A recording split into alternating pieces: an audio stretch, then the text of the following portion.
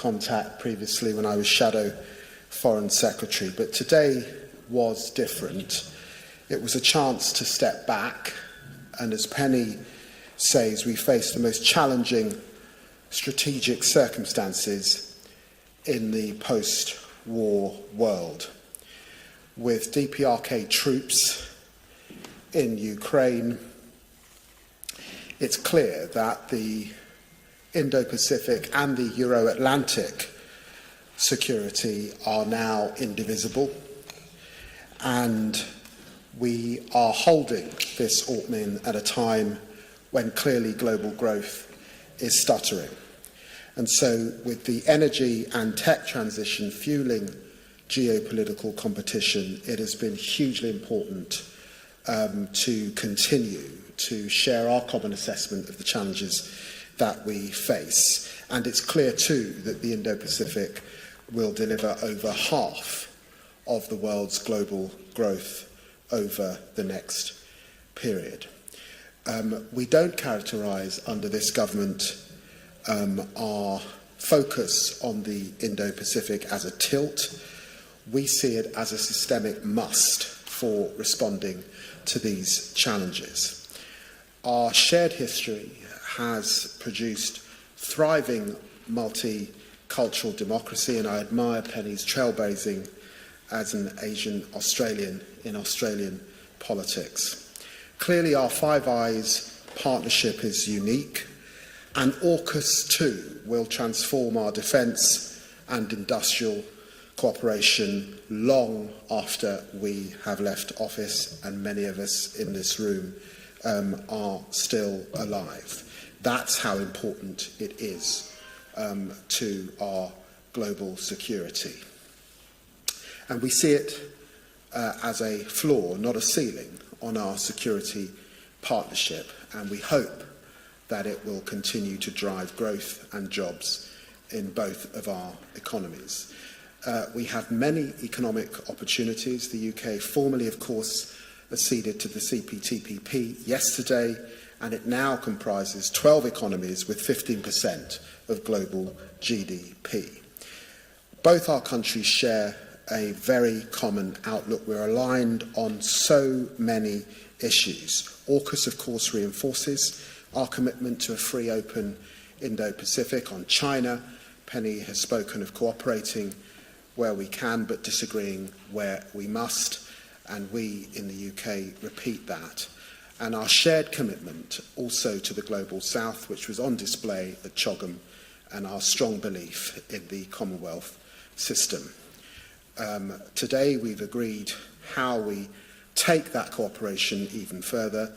John and Richard will talk further about our cooperation in Ukraine, particularly if Putin got away with it, we would all pay the price from Europe to the Indo-Pacific. We welcome Australia's growing climate leadership. We back their bid to host COP31 with Pacific Island partners. We're excited about our bilateral climate and energy partnership that we signed at COP29, and we're joining up our efforts to help Pacific Island partners, particularly on the issue of climate finance and their investment in clean energy. We will do more in the Indo-Pacific, delivering joint training in Pacific Island partners on hydrography, where we both have cutting-edge expertise. It's been a very productive day, hugely important, and I think significant that we've been able to have AUKMIN twice within the space of a year. Thanks very much, David. Can I begin by thanking you and John for hosting us here in London for AUKMIN, and say how much we have enjoyed the engagement and the discussion today. Holding this meeting twice in 1 year is a recognition of two things: the sharpening strategic circumstances we face, but also, importantly, the enduring close strategic partnership these two nations share. And that was reaffirmed in the discussions today. The depth and dynamism of our partnership was on display. It's a partnership grounded in our history, but also our values. and one we are transforming as we face this increasingly unstable and uncertain world together. As David said, and he and I want to say how much I've appreciated my engagement with the Foreign Secretary since he's been elected, but also prior to that. And we share a great deal in terms of worldviews, different histories, but very similar worldviews. The context of these discussions is clear. As David said, we are navigating the most complex strategic environment since the end of World War II.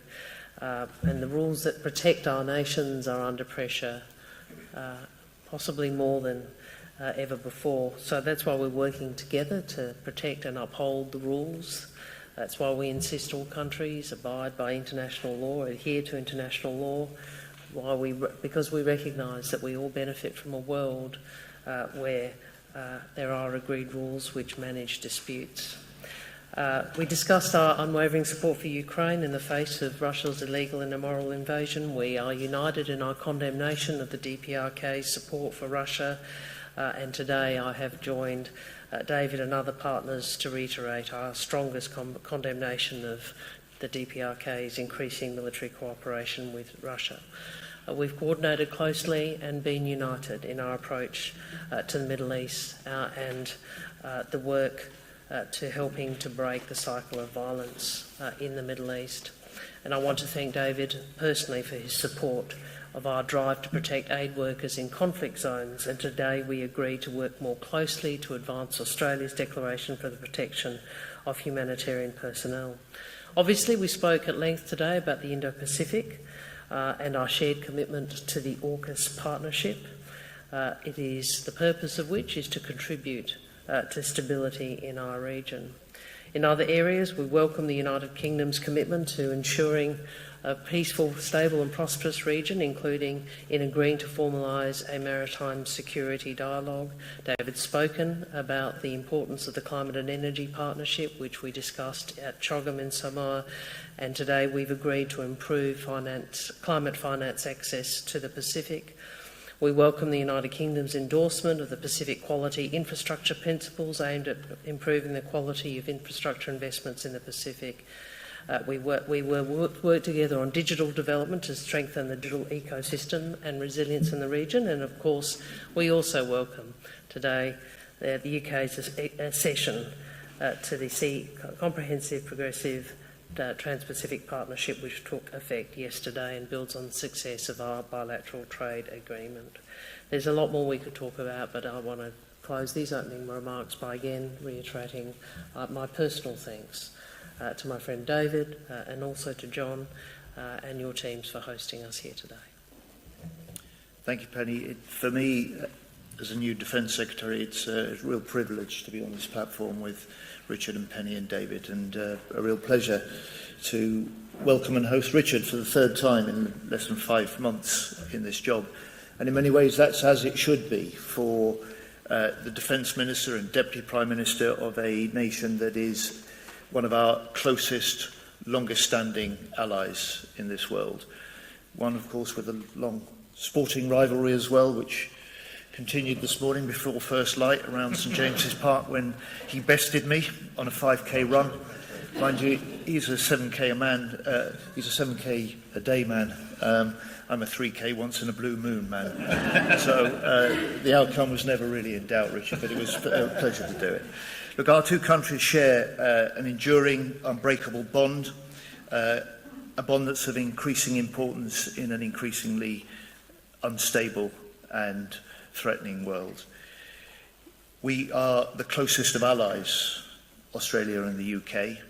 We fight together, we stand together, and we underline the increasing indivisibility between security in the Euro-Atlantic area and security in the Indo-Pacific area.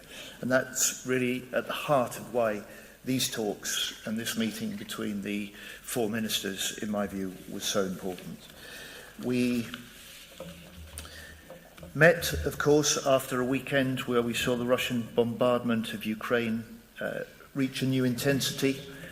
Over 100 ballistic and cruise missiles fired over the weekend, more than 200 drones, a time when Ukraine requires its staunchest allies to step up. And part of our discussions were to make together a commitment that we will stand by Ukraine, we will remain steadfast allies of Ukraine, and we will step up the support we are willing to give Ukraine. I was able to thank Australia for the extraordinary help and contribution they've made to the UK-led training programme, Interflex, which has trained over 50,000 Ukrainian soldiers. We've made the commitment that that will continue throughout 2025, and Australia today has also confirmed their commitment that they will be involved in that training throughout 2025, and we talked about ways that we can potentially step up that training support to Ukraine. We talked about ways we could step up support through the UK-led International Fund for Ukraine, and also through the capability coalitions that we are both committed to supporting. In the Indo-Pacific, we unsurprisingly focused a great deal of our discussions on the challenge of maintaining peace and stability in the Indo-Pacific, the challenge of China increasingly active, increasingly assertive in the region, and the vital importance of maintaining both deterrence and freedom of navigation. So in that vein, we discussed plans for the UK Carrier Strike Group visit during the course of 2025, made the announcement that the carrier will visit Australia in Darwin. It'll be the first time a UK carrier has visited and docked in Australia since 1997. And I was able to thank Australia for the support they're offering throughout the Carrier Strike Group's deployment. And crucially for us, we're able to join what is perhaps one of the most exacting military exercises that we can put our own ships and we can put our own forces through, with the Talisman Sabre exercise, which will join north of Australia next year. We're looking to develop our defence cooperation more fully in the year ahead. We will develop further the historic partnership that we have through AUKUS now with the US, but particularly with the UK and Australia. This is a programme that will boost jobs and growth in both of our countries, as well as boosting our national security. We will, in the UK, look to accelerate the validation exercise that will allow Aussie firms to increasingly play a part in the supply chains in Britain to our submarine building programmes now, ahead of the point at which we start also to develop and build the SSN AUKUS submarines in the future. Why are we doing this? Because it helps wire our two countries together, it reinforces our joint commitment to the AUKUS programme, and it makes that programme itself more resilient and more likely to succeed. And finally, we face a new global period of insecurity. And in this new era of global insecurity, the one thing that is certain is that our two nations could not be more secure in the partnership and the commitment they have to work together. And I thank you for that. Well, thank you, John, and thank you, David. It's really been an enormous pleasure for Penny and I to be with you today, to have such fruitful conversations as part of the second AUKMIN of this year.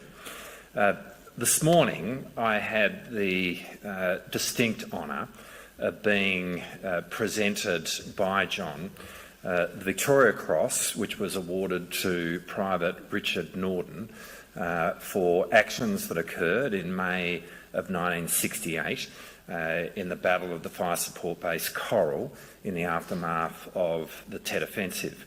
That we did that presentation in the office of the Duke of Wellington, and so there was some history to that. This is the 103rd Victoria Cross which has been awarded to an Australian. The first was awarded in July of 1900 by Neville House for actions that took place in that month, 6 months before Australia federated. And of course, as people will know, the Victoria Cross, the actual Victoria, the medal, is fashioned out of metal that is taken from 2 or 3, I think, captured cannons of Russia during the Crimea War. The history of the Victoria Cross in so many ways speaks to the history and the depth of the relationship between our two defence forces, between our two militaries. As I said, it extends prior to the formation of Australia itself.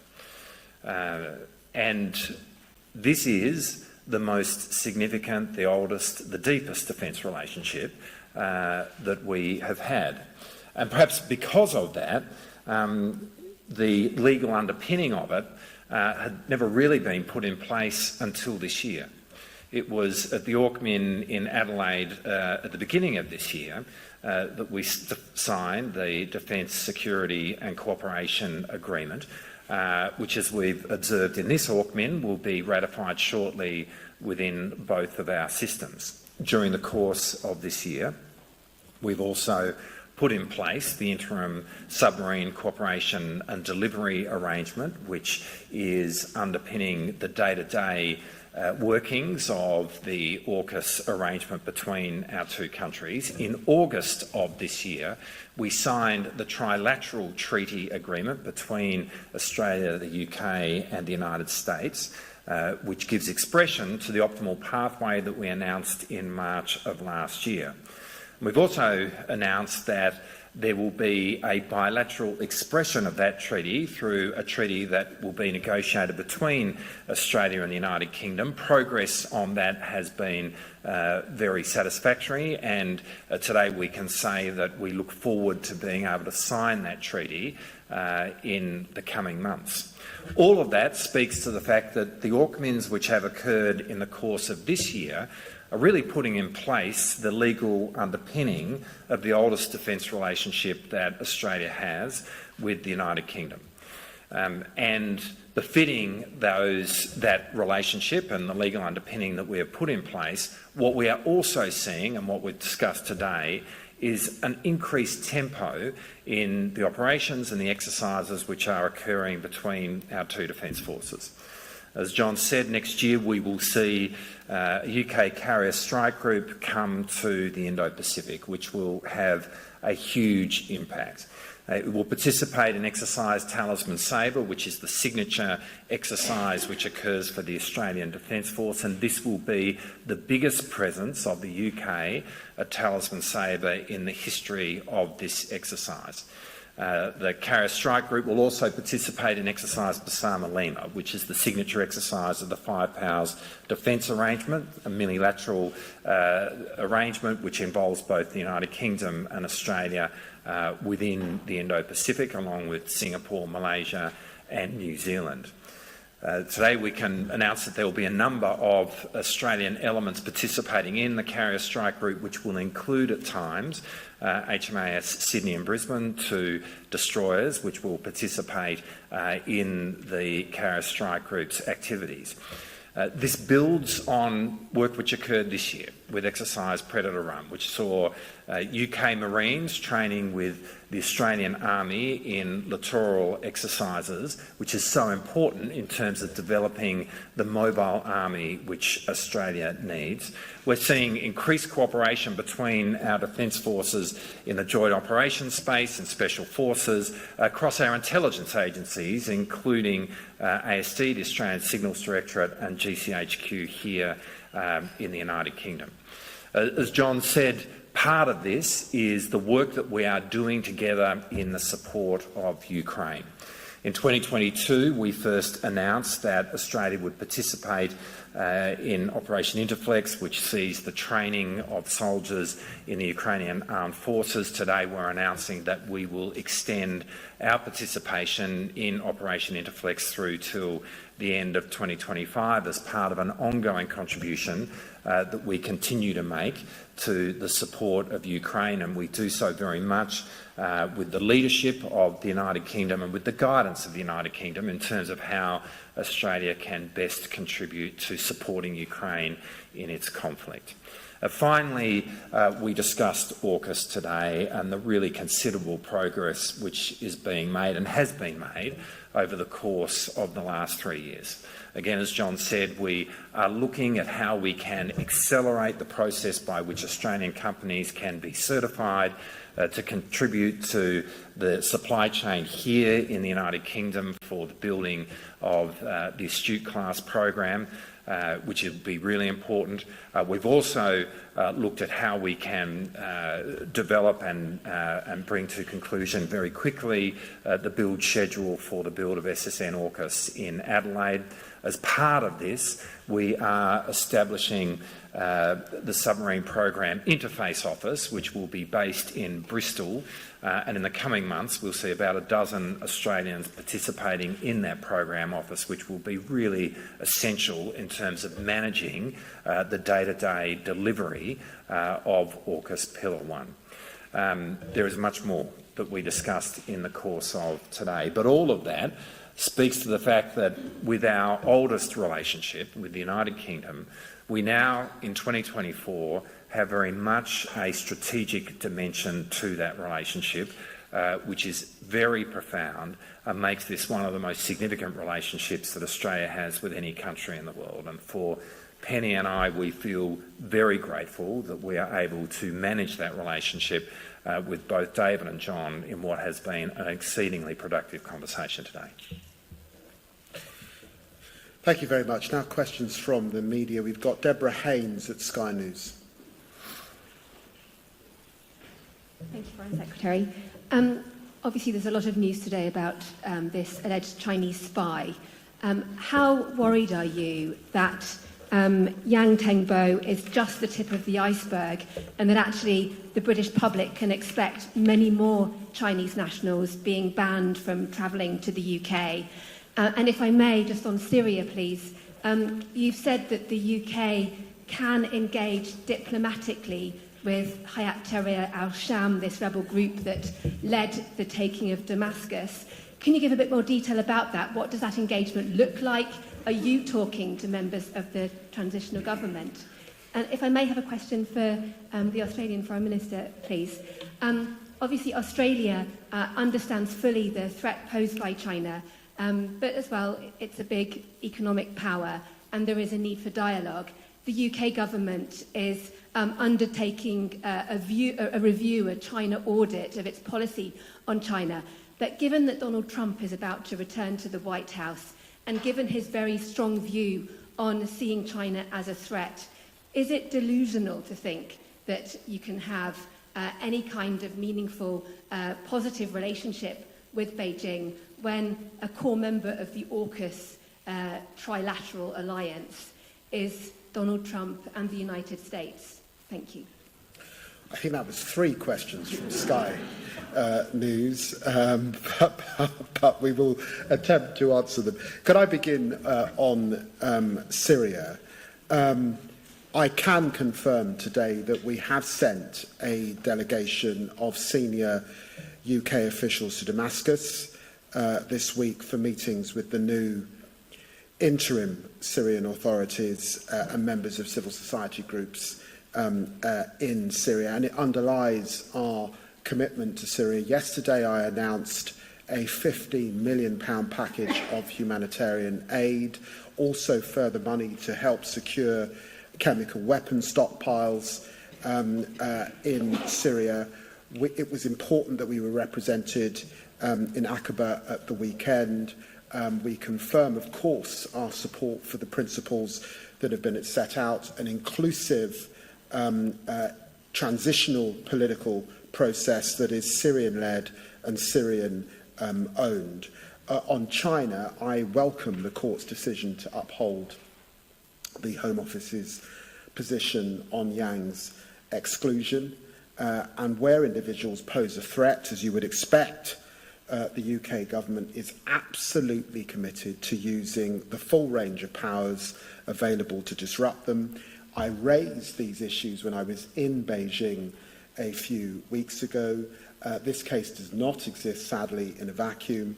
The UK is in the most complex threat environment that we've seen for a very significant time, including terrorism and states, including China, Iran and Russia, that pose a threat to us. 6 individuals have been charged under our National Security Act to date.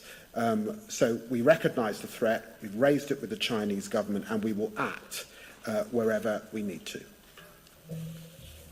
Thank you. So I think the question goes to, given the that President-elect Trump has articulated his view about the US competition with China, what are the implications for the rest of us? And I think we're very clear-eyed about our relationship with China. I've described it in various ways: cooperate where we can, disagree where we must, engage in our national interests. In relation to the first, obviously that's a decision for the Home Affairs Minister, but I can say to you that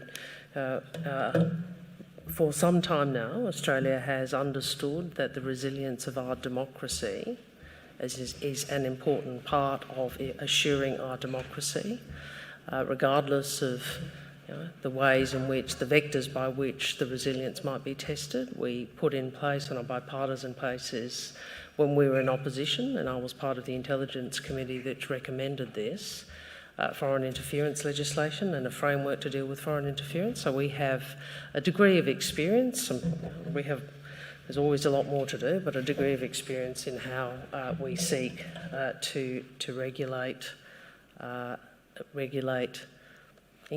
the engagement that you describe, and to assure assure ourselves that the democracy is resilient. In terms of Syria, not to my knowledge. We obviously did discuss the leadership role that the United Kingdom plays in the Middle East and the events in Syria today. Daniel Sheridan at The Telegraph. Hi, this is for David Lammy. The Foreign Secretary, do you think that Prince Andrew should reveal any money he's received as a result of his dealings with the alleged spy? This is a serious matter. Whilst we have been conducting AUKMIN today, there has clearly been a statement in Parliament. The National Security Minister has dealt with issues that have arisen from parliamentarians, and I underline what I have said. We have a National Security Act. 6 individuals have been detained under that Act. This is an issue that I raised when I was in Beijing, and I am content that the system, in response to what we have found, has acted appropriately on behalf of the British people. And Rob Harris, Europe correspondent for the Sydney Morning Herald. Thank you. Secretary Healy and Minister Marles, if possible. On Ukraine, given attention is now turning to a potential peace deal, and we know what President Zelensky has put down in terms of that, do you see peacekeeping troops, European peacekeeping troops, as essential to that security guarantee that President Zelensky is asking for? Does that include British troops? And Minister Marles, how far, given the involvement of China and North Korea in the Ukrainian conflict, how far is Australia prepared to go in contributing to any sort of peacekeeping action? Would that include troops? So I think it's important not to get ahead of ourselves. I explained what Ukraine is facing now.